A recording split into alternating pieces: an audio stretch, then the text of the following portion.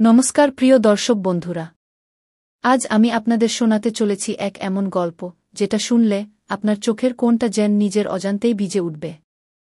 এই গল্পটি শুধুই কোনো কল্পনা নয়, এটি বাস্তব। এটি আমাদের প্রতিদিনের আশেপাশের মানুষদের মধ্যেই কোথাও লুকিয়ে আছে। গল্পের নাম বাবার চিঠি। সিন ১, পুরনো বাড়ির বর্ণনা। কলকাতার গড়িয়াহাটের এক কোণে একটি পুরনো ভাঙাচোরা বাড়ি। লাল ইটের গাঁথুনিতে ভাঙা জানালা, ছাদের খোলা অংশ থেকে ঝরে পড়ছে জল। আর সেই বাড়ির এক ঘরে একা থাকেন হরিপদবাবু। বয়স প্রায় ৭৫। চোখে মোটা ফ্রেমের চশমা, মুখে থমথমে নীরবতা। তার একমাত্র ছেলে সৌম্য আজ কানাডায় স্ত্রী আর সন্তান নিয়ে নতুন সংসার গড়েছে। আর হরিপদ, তিনি এই পুরনো বাড়ির জানালার পাশে বসে প্রতিদিন অপেক্ষা করেন একটি ফোন কলের। সিন ২, স্মৃতির ফ্রেমে ফেরা। একসময় এই বাড়িটা ছিল আলো ভরা। সন্ধে হলেই হাসি, গান, রান্নার গন্ধে জমজমাট হয়ে উঠত উঠোন। ছোট্ট সৌম্য স্কুল থেকে ফিরে বাবার গলা জড়িয়ে বলত, বাবা তুমি কোথায় ছিলে? আর হরিপদ বাবু বলতেন, তোকে দেখার জন্য তুই তো আমার পৃথিবীগু। আজ সেই সৌম্য বছরের পর বছর ধরে বলে যাচ্ছে, বাবা অনেক কাজ, এ বছর আর আশা হল না গি। সিন ৩, একাকিত্বের আঘাত।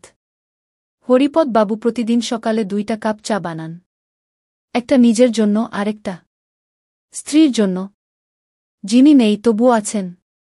রেডিওটা চালিয়ে রাখেন সারাক্ষণ। জানেন কেন? নীরবতা যেন গলা টিপে না ধরে তাকে। পাড়াপড়শিরা দেখে এই বৃদ্ধ মানুষটা একা, নিঃস্ব, অথচ চোখে মায়া। সিন ৪, সেই চিঠি। এক সন্ধ্যায় হরিপদ বাবু একটা চিঠি লেখেন ছেলের কাছে। না অভিযোগ নয়, শুধুই অনুভূতির অক্ষরে লেখা কয়েকটি কথা। প্রিয় সৌম্য, আমি জানি তুই ব্যস্ত, তোর নিজের সংসার আছে। শুধু জানিস আমি এখানে আছি সেই আগের মতোই। তোর ছোটবেলার সবকিছু এখনও এই বাড়ির দেয়ালে দেয়ালে গাঁথা। জানিস আমি তোর ছেলেটাকে কোনোদিন কোলে নিতে পারিনি, অথচ ও আমার রক্ত। আমার শুধু একটা অনুরোধ, যদি কোনোদিন সময় পাও এসো একবার, শুধু চোখে চোখ রাখিস।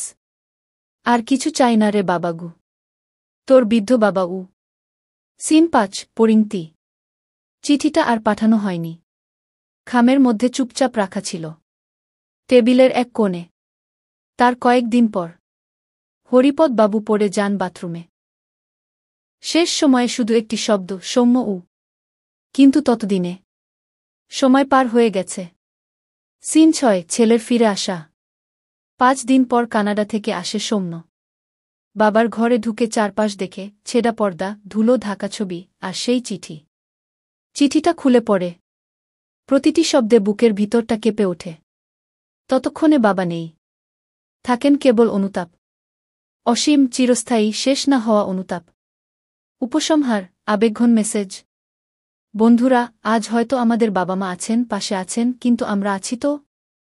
আমরা কি তাদের পাশে ঠিকভাবে থাকি? যারা আমাদের হাঁটতে শিখিয়েছেন, খাওয়াতে শিখিয়েছেন, তাদের মুখে কি আমরা একটা ভালোবাসার কথা দিই? আজকের এই গল্প শুধু গল্প নয়, একটা আয়না, যে আয়নায় আমাদের দেখা উচিত নিজেদের। শেষে আবেগঘন থিম মিউজিক। আপনাদের অনুরোধ করব, এই ভিডিওটি যদি আপনার হৃদয় স্পর্শ করে তবে শেয়ার করুন, কারণ হয়তো কোথাও কোনো একজন বাবা চোখে জল নিয়ে চুপচাপ বসে আছেন একটি চিঠির অপেক্ষায়।